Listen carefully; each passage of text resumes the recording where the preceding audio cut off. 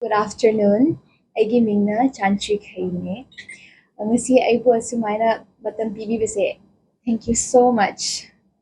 Um, Hozik, 1964, the Horaga Femina Miss India. First time. It was the first time Femina Miss India was crowned. Adudagi Horaga Hozik Pao. It is the 60th anniversary of Femina Miss India. Sumaina, big occasion and celebration of womanhood in this time, uh, being selected to represent my state, I consider it a big honor. And not just that, but a responsibility towards my people. Because I'm not just representing, as Amiri Singh and even my sister Papa has said, I'm not just representing one community, but the communities of all the tribes that are here in our state. And in carrying such a huge responsibility and burden over my head, I must do it with a heart full of love and support from my people that are behind my back. Um, I think that it is so amazing that over the past year, what has happened, and the fact that we are celebrating the 60th year, I believe it is an alignment from God. In such a big platform on a national level, the fact that we are given one more opportunity to come out and speak about our troubles, the trials that have been put upon our lives in each of our community, how sad. And what a moment for us to think for each other, to come together and say, what are we doing? How can we make this state better? In this journey ahead of me, one thing that I will be carrying with is the stories of my people. The stories where we have failed, the stories where we have been hurt, and the stories of those who became the victims when they were not meant to be.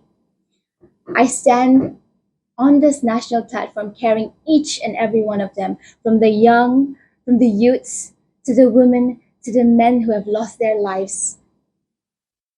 It is very sad.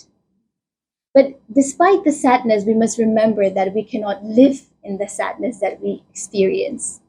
We have to come out of it. The only way to do that is to speak up. Speak up for the things that have happened to you. And I think that is only possible if I represent, as I have been given the chance this year. In doing so, I believe that I will face so many trials, so many struggles along my journey, not just on a physical level, but whether it is online, whether it is from random people who will try to block my way. But I believe that truth will always speak louder when we speak it from our hearts. So it is my prayer, it is my request from each and every one from my state of Manipur to pray for me. Pray that I will be able to say the right things.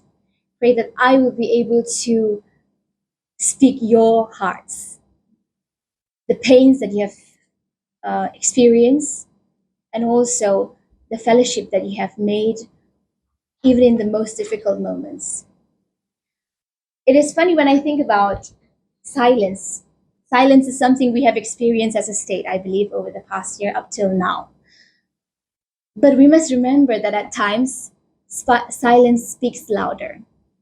And when I reach there on that national platform and finally speak the name of my state, Manipur, it should hear, and it should cross upon all the people that are listening, saying that this is a daughter of our nation.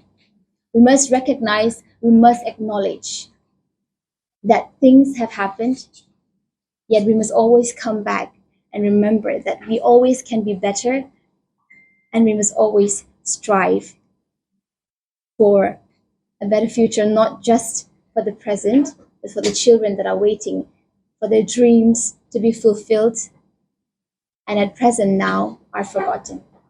So I hope that you will all be able to support me in this journey and pray for me and always um, definitely give me advices or constructive criticism as well, because all that I am, it is for each and every one of you.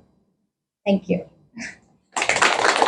The fabric of our moral background is kind of broken down in every aspect, and we must rebuild it in the smallest ways, from the children to the communities that we communicate with one another. I feel like it all comes down to when we communicate with each other, we find an answer. And to be able to do that, we have to open up our hearts. And I think we can only do that when we start to also push forward programs that can help fund uh, collective, more approachable means of programs that can help us communicate with one another and find a clear understanding and the clarity on how we can uh, find solutions, because it is not just one person that makes a difference. I believe that there is a person ahead in the front, and there are ones who come before you. I believe that a leader does not stand alone. She stands with her team, the group of people that will advise her, will help her.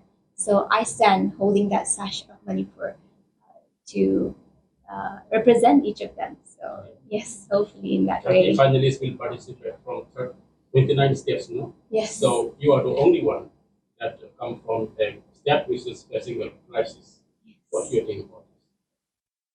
I believe that although it is so painful for us to be seen in that light by the rest of the country, I think it is also a moment where we can realize where our heart lies in humanity as a nation, not just for Manipur, but I'm sure that the rest of the other states and all the other girls have known, and the rest of the nation has heard the stories of our state and what has happened to our community.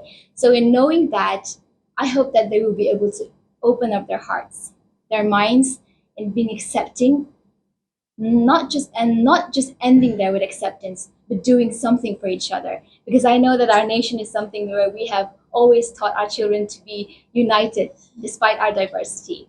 So that is something I hope, through my words, through my actions, or my friendships with the rest of the contestants, would be able to come together and find solutions ahead.